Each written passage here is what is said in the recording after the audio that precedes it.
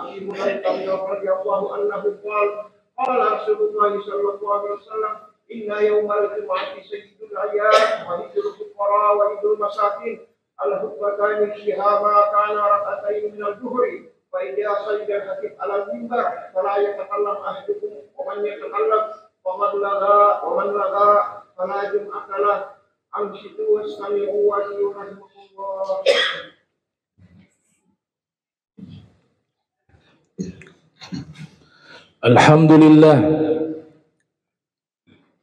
Alhamdulillah Rabbil Alamin, nasta'inhu wa nastaghfiruh wa na'udzu billahi min syururi anfusina wa min sayyiati a'malina. May yahdihillahu fala mudilla lahu wa may yudlilhu fala hadiya lahu. Asyhadu an la ilaha illallah wahdahu la syarika lahu wa asyhadu anna sayyidana Muhammadan abduhu wa rasuluh.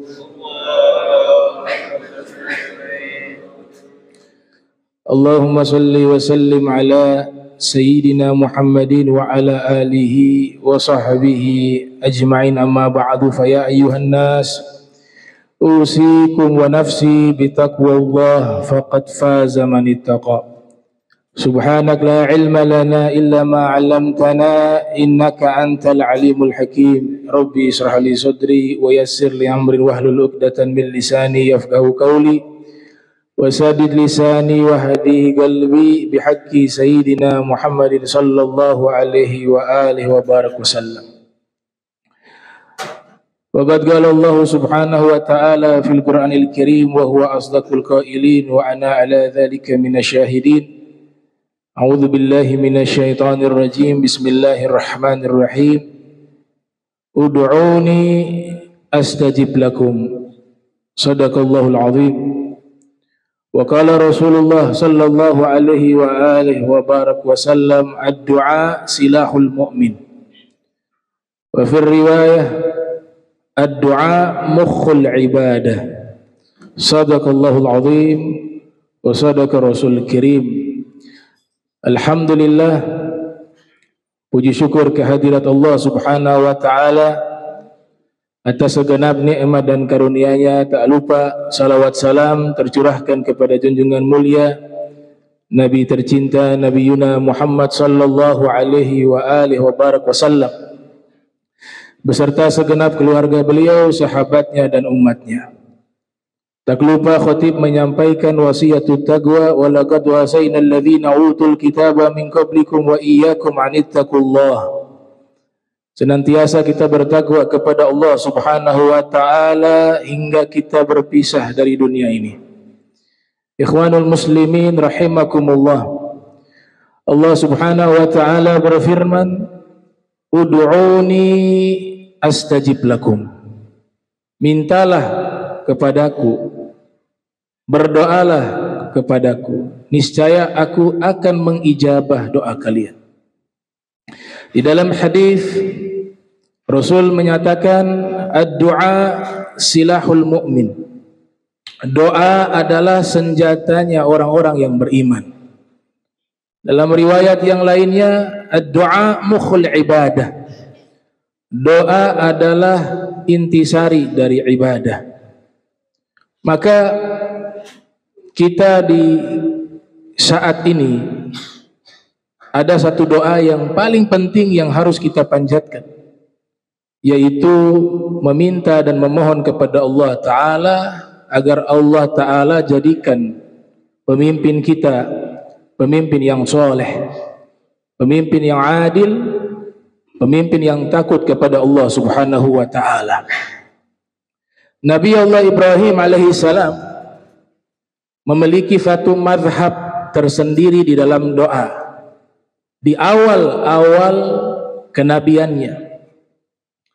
Ketika ulkiya Nabi Allah Ibrahim finnar, dilempar ke dalam api, di saat itu malaikat Jibril datang menawarkan bantuan kepada Nabi Allah Ibrahim. Maka Nabi Allah Ibrahim menjawab, fa amma ilaika fala. Kalau meminta bantuan kepadamu maka tidak. Saya hanya meminta bantuan kepada Allah. Kemudian malaikat Jibril menyatakan, kalau begitu berdoalah, mintalah kepada Allah Ta'ala. Maka dijawab, ilmuhu bihali yugnihi an su'ali. Ilmunya Allah terhadap keadaanku sudah cukup dari permohonanku. Ini adalah bentuk i'tiqad, keyakinan dari seorang nabi. Adapun kita sebagai umat Nabi Muhammad sallallahu alaihi wasallam, ketika memohon sesuatu harus diutarakan dengan kata-kata. Disebut dengan doa tidak cukup di dalam hati.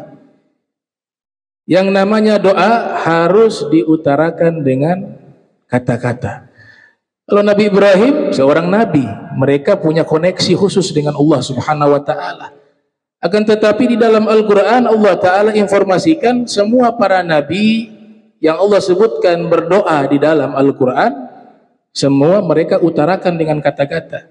Makanya ada lafaz kul, kulu, yaguluna, yagul. Ucapkanlah, bacakanlah, katakanlah. Nah, ini semua bentuk daripada ucapan. Al-Habib Abdullah Al-Haddad mengatakan, qad kafani ilmu rabbi min su'ali wa ikhtiyari fa du'ai wa ibtihali syahidun li biftiqari. Allah tahu keadaanku, namun doa yang diutarakan, permohonan yang dimintakan kepada Allah lewat kata-kata itu sebagai alat bukti bahwa aku adalah hamba yang butuh kepadanya.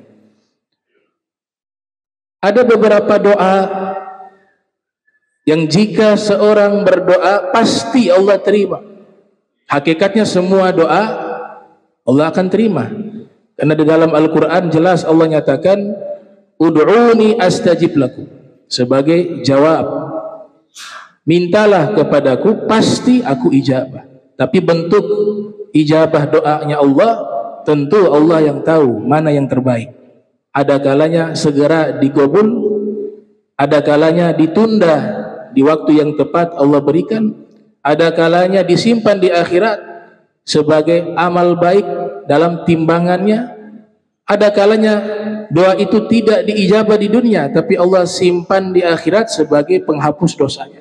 Ada kalanya doa itu tidak diijabah di dunia, Allah jadikan di akhirat sebagai peningkatan derajatnya di surganya Allah Subhanahu wa taala. Jadi kesimpulannya doa pasti diijabah oleh Allah Ta'ala. Al-Imam Ali bin Abi Thalib, beliau menyatakan ada 4 orang jika dia berdoa, doanya pasti Allah qabul di dunia.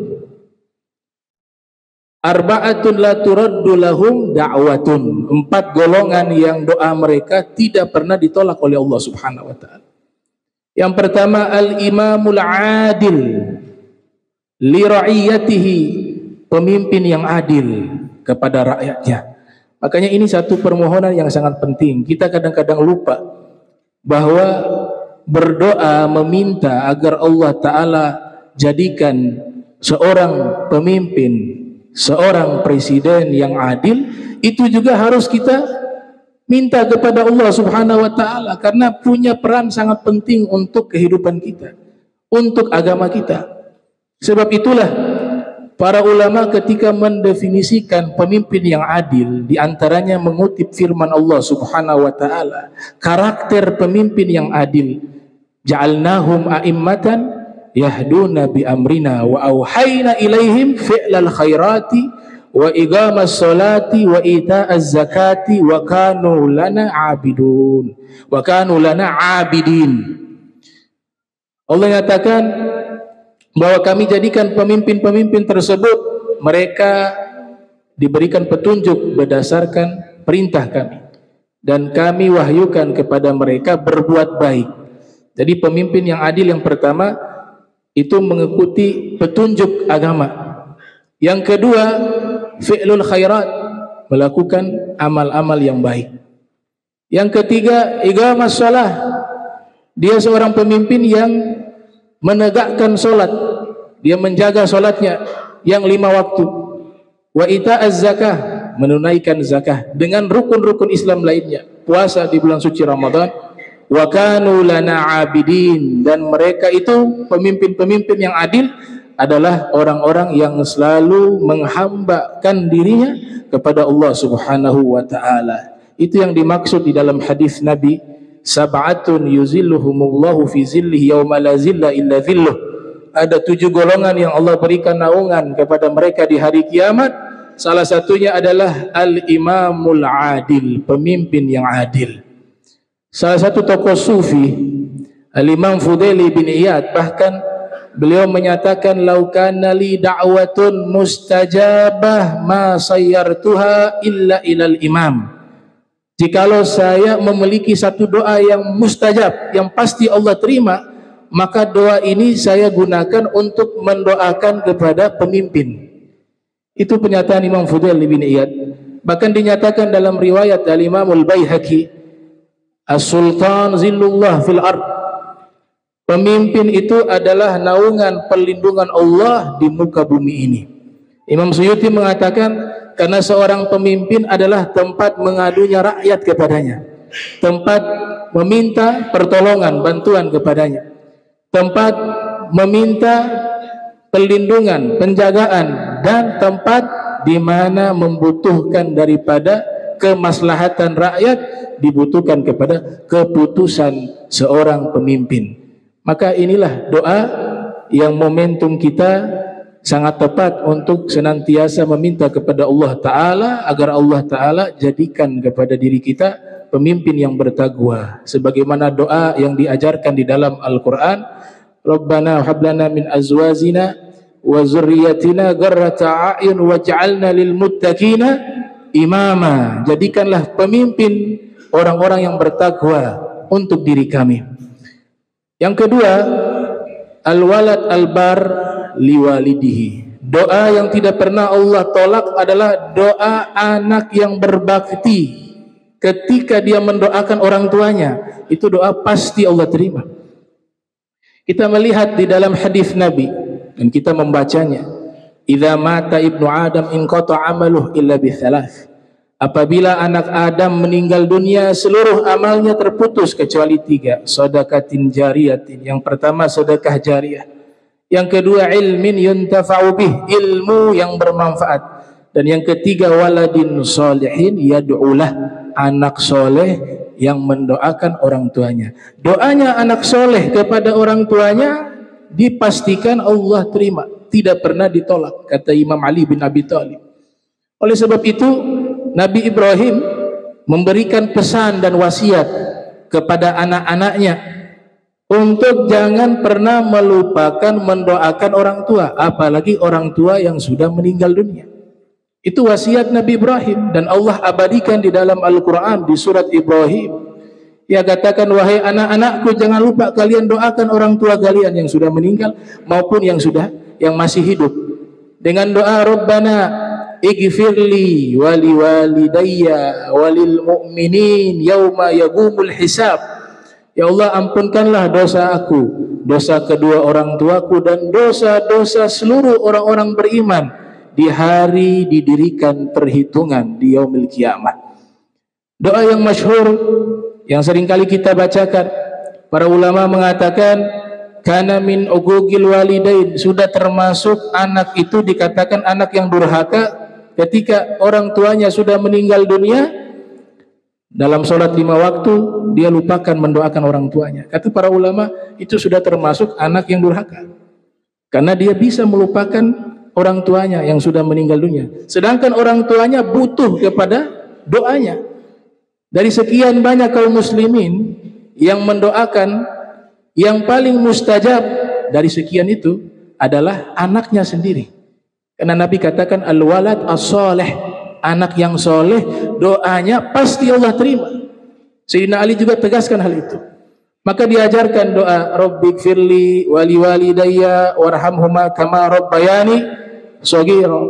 Al-Habib Salim Asy-Syatiri wal Habib Hasan Asy-Syatiri mengajarkan bisa kita rubah dengan mendoakan bukan hanya kepada kedua orang tua kita, tapi kakek kita, leluhur kita, dengan lafaz Rabbighfirli wali walidiyya warhamhum kama rabbauni shaghira.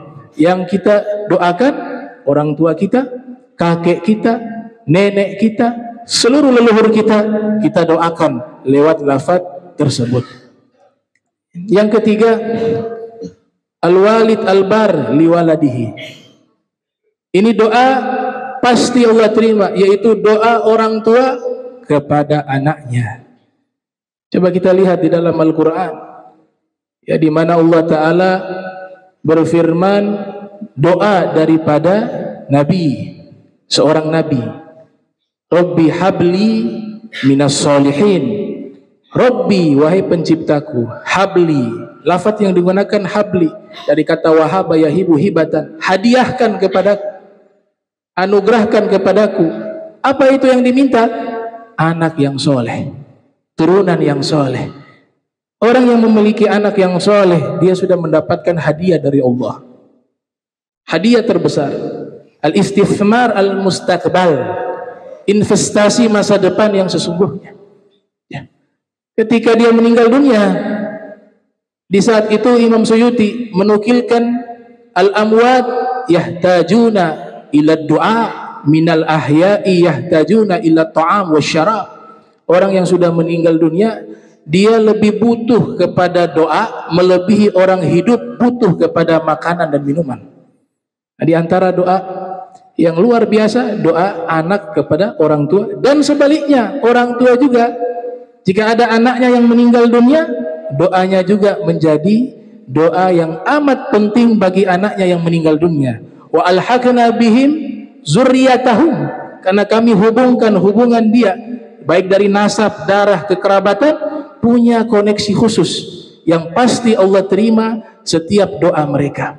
Maka Nabi katakan di dalam hadis riwayat Imam Ad-Dailami, doaul walid liwaladihi kaddu'ain nabi liwaladihi. Doanya orang tua kepada anaknya seperti doanya Nabi kepada umatnya. Apa maknanya? Bahwa doanya tidak mungkin ditolak oleh Allah. Pasti Allah ijabah, karena seluruh doa yang dimunajatkan, yang dipintakan oleh para anbiya, itu Allah pasti akan menerimanya. Inilah maqam yang sangat tinggi yang Allah berikan kepada anak dalam doa kepada orang tuanya, dan sebaliknya orang tua juga mendoakan anaknya. Yang keempat, Imam Ali bin Abi Thalib mengatakan, doa yang tidak Allah tolak adalah da'watul mazlum, doa orang yang terzolimi. Doa ini tidak mengenal agamanya apa. Siapapun dia yang dizolimi, baik dia seorang muslim maupun non muslim, ketika dalam keadaan terzolimi, doanya itu diijabah oleh Allah Ta'ala dan mustajab. Konteks hadis ini, Nabi memerintahkan Sayyidina Mu'adz bin Jabal, diutus sebagai delegasi Nabi Muhammad untuk mengajak manusia memeluk agama Islam, berdakwah di Yaman. Pada saat itu di negeri tersebut, di kota Ta'is, itu mereka belum memeluk agama Islam, sehingga Nabi pesankan kepada Sayyidina Mu'adz bin Jabal bahwa saya utus kamu ke Ta'is di Yaman, kamu ajak mereka masuk ke dalam agama Islam.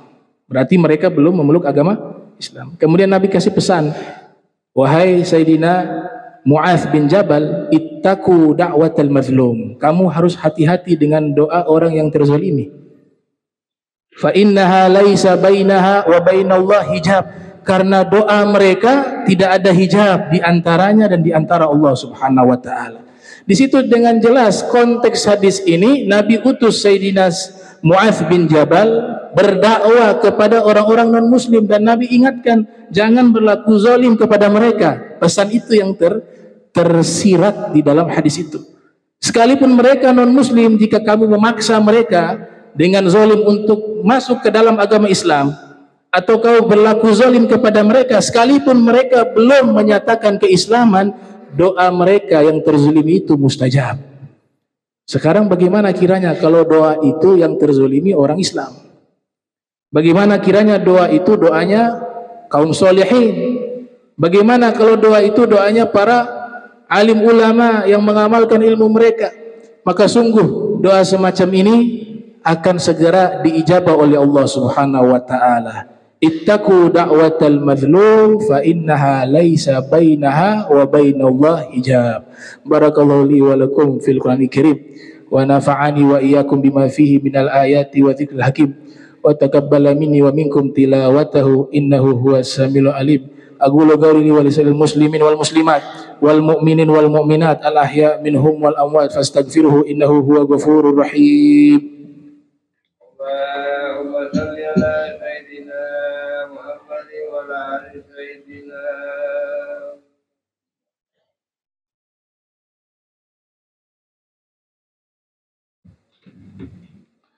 Alhamdulillah, alhamdulillahi rabbil alamin.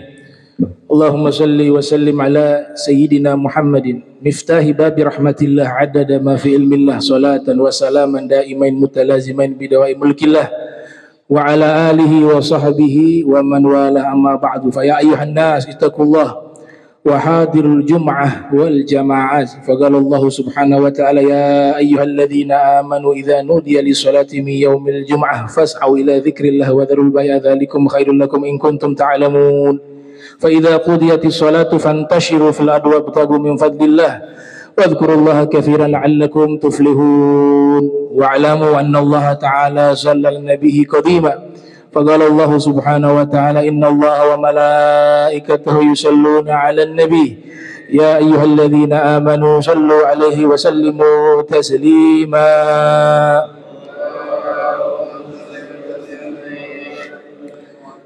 اللهم صل وسلم على سيدنا محمد في الأولين وصل وسلم على سيدنا محمد في الآخرين وصل وسلم على سيدنا محمد في كل وقت وحين وصل وسلم على سيد الأنبياء المرسلين وعلى الملائكة المقربين وعلى عباد الله الصالحين من أهل السماوات وأرضين ورضي الله تبارك وتعالى سادتنا ذوي القدر سيدنا أبي بكر وعمر وعثمان وعلي وسائر الأصحاب رسول الله أجمعين والتابعين لهم بإحسان إلى يوم الدين وانصرنا وارحمنا معهم برحمتك يا أرحم الراحمين يا الله يا حي يا قيوم لا إله إلا أنت يا الله يا واسع المغفرة يا أرحم الراحمين. اللهم احمي المسلمين في القدس والغزة وفي كل فلسطين اللهم كن لهم عونا ونصيرا اللهم عليك باليهود الظالمين وسحنة الغاصبين اللهم أحصيهم عددا واقتلهم بددا ولا تغادر منهم أحدا اللهم أرنا فيهم عجائب قدرتك واجعلهم عبرة لغيرهم يا مولانا يا رب العالمين. اللهم انصر إخواننا المستضعفين في فلسطين اللهم فك كيدهم اللهم فك أسراهم وأعنهم اللهم قوي عاجزيهم اللهم اشف مرضاهم اللهم اعن على بلاء وحون عليهم يا مولانا يا رب العالمين. اللهم ادفع عنا والمسلمين الغلاء والبلاء والوباء والفحشاء والمنكر والسيوف مختلفة والشدائد والمحن ما ظهر منها وبطن من بلدنا هذا خاصة ومن بلدان المسلمين عامة إنك على كل شيء قدير. اللهم اغفر للمسلمين والمسلمات والمؤمنين والمؤمنات الأحياء منهم والأموات إنك مجيب دعوات وقاضي الحاجات وغافر الذنوب والخطيئات يا أرحم الراحمين. ربنا آتنا في الدنيا حسنة وفي الآخرة حسنة وقنا عذاب النار وصلى الله على سيدنا محمد وعلى آله وصحبه وسلم والحمد لله رب العالمين. عباد الله إن الله يأمر بالعدل والإحسان وإيتاء ذي القربى وينهى عن الفحشاء والمنكر والبغي يعظكم لعلكم تذكرون فاذكروا الله يذكركم فاسألوا من فضله يزدكم ولذكر الله أكبر. أقيموا الصلاة. الله أكبر الله أكبر أشهد أن لا إله إلا الله أشهد أن محمدا رسول الله.